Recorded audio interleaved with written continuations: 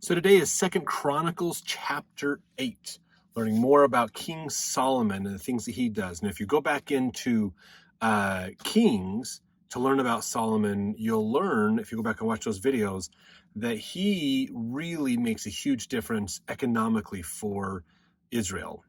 He changes property rights.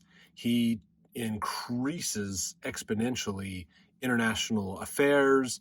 He does all kinds of things that just explode the wealth and opportunities that Israel has.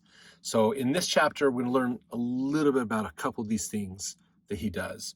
So verse 1, and it came to pass at the end of 20 years, wherein Solomon had built the house of the Lord and his own house, that the cities which Huram had restored to Solomon, Solomon built them and caused the children of Israel to dwell there.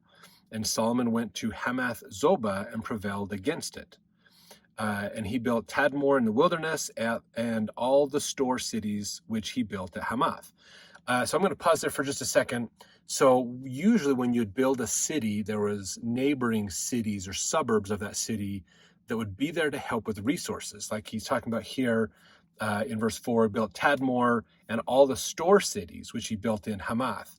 So he's building a main city, and then the store cities are other cities where food is stored, where there's resources kept, other things that support the bigger city.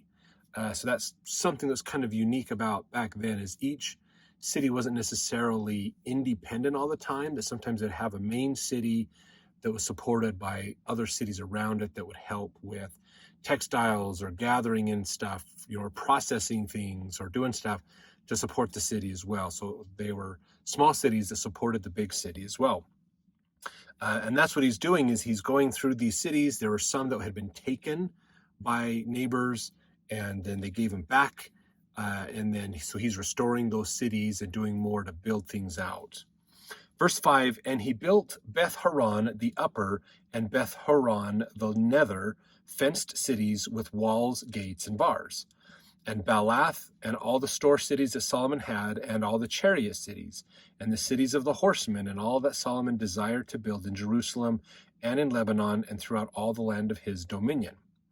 As for all the people that were left of the Hittites, and the Amorites, and the Perizzites, and the Hivites, and the Jebusites, which were not of Israel, but their children, who were left after them in the land, whom the children of Israel consumed not, them did Solomon make to pay tribute until this day.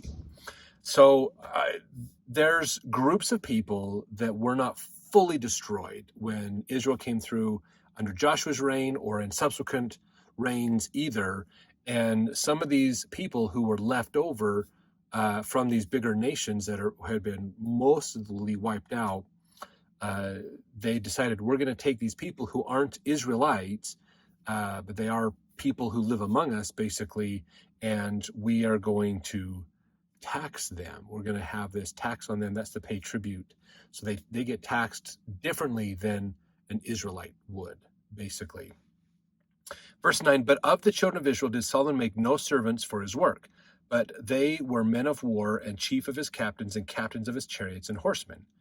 And these were the chief of King Solomon's officers, even 250 that bear rule over the people. So this is, again, if you were an Israelite, you could hold government office. You could be in the military. You could be a commander in the military. If you were not an Israelite, you were basically seen as the servant of everybody else. So you had limited rights in the area and higher taxes and other things on you. And that's how they did things. We, in our day and age, we would call this some kind of a form of racism, but this was normal life for people back then. This is just how society did things back then.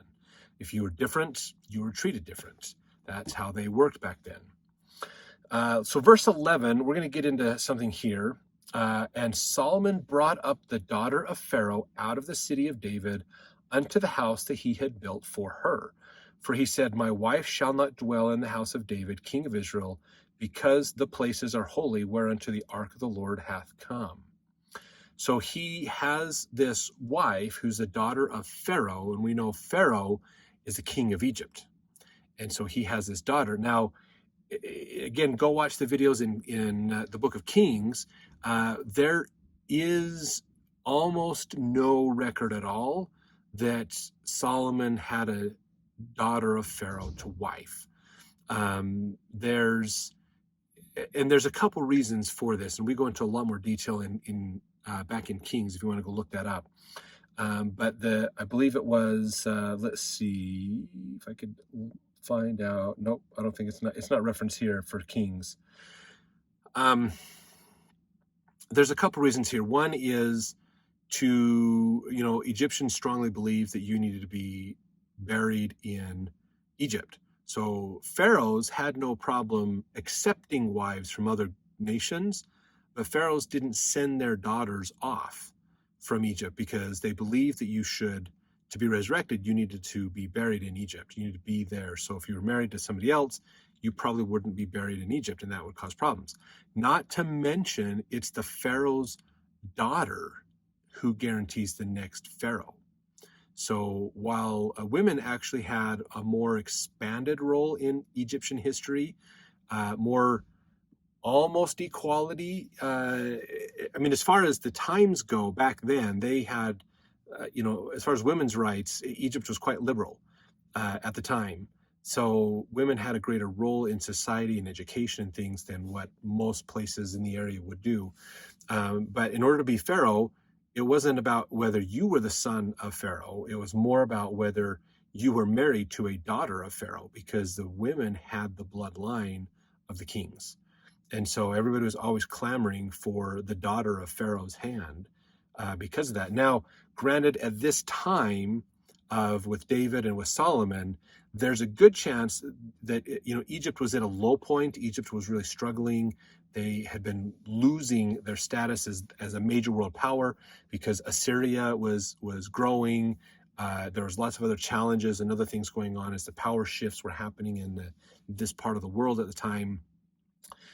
It technically, you could say that maybe Pharaoh really wanted to strike a major deal with Solomon.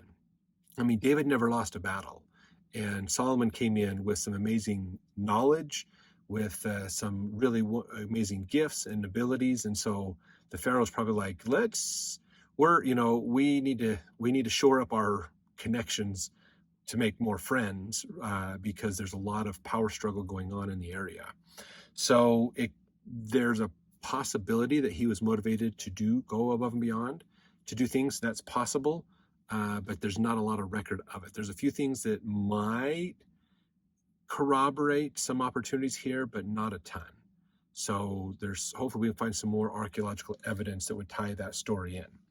But we give a lot more detail when it comes to this story in Kings. So verse 12, then Solomon offered burnt offerings unto the Lord on the altar of the Lord, which he had built before the porch, even after a certain rate every day, of offering according to the commandment of Moses, on the Sabbaths and on the new moons and on the solemn feasts, 3 times in the year, even in the feast of unleavened bread and in the feast of weeks and in the feast of tabernacles. Let's see, verse 14, he appointed according to the order of David his father the courses of the priests to their service, and the Levites to their charges, to praise and minister before the priests as the duty of every day required. The porters also by their courses at every gate, for so had David the man of God commanded. And they departed not from the commandment of the king unto the priests and Levites concerning any matter or concerning the treasures. So Solomon really tried to follow his father in restoring what we would consider the true religion back then, get rid of idolatry, focus on worshiping the true God.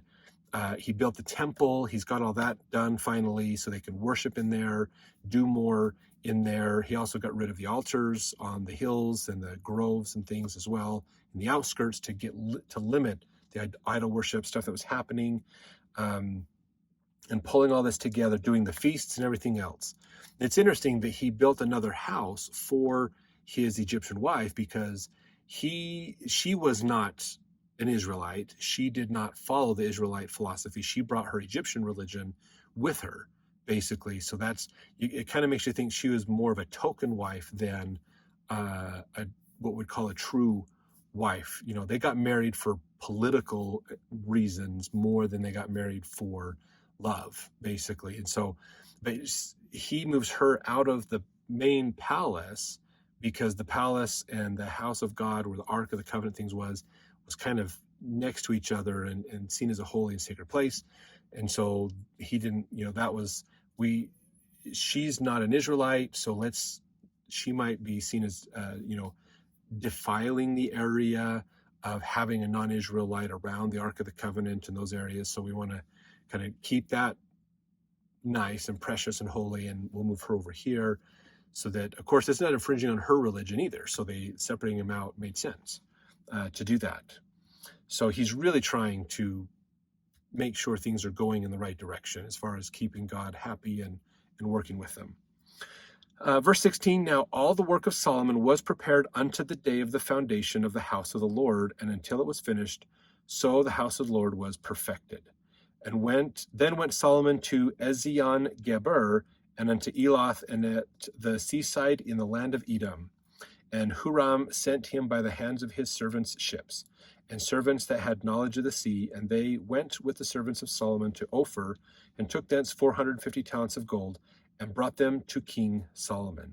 So Huram does a lot to help with Solomon. They help with the wood. They have he's called Huram here, but in Kings it's Haram of Tyre. They help him with wood. They do a lot of other things that help with the temple and stuff like that. So Haran and Solomon really form a heck of an alliance during these years, basically. So let's jump over to the next chapters. We continue on and learning more about these amazing times in the Old Testament.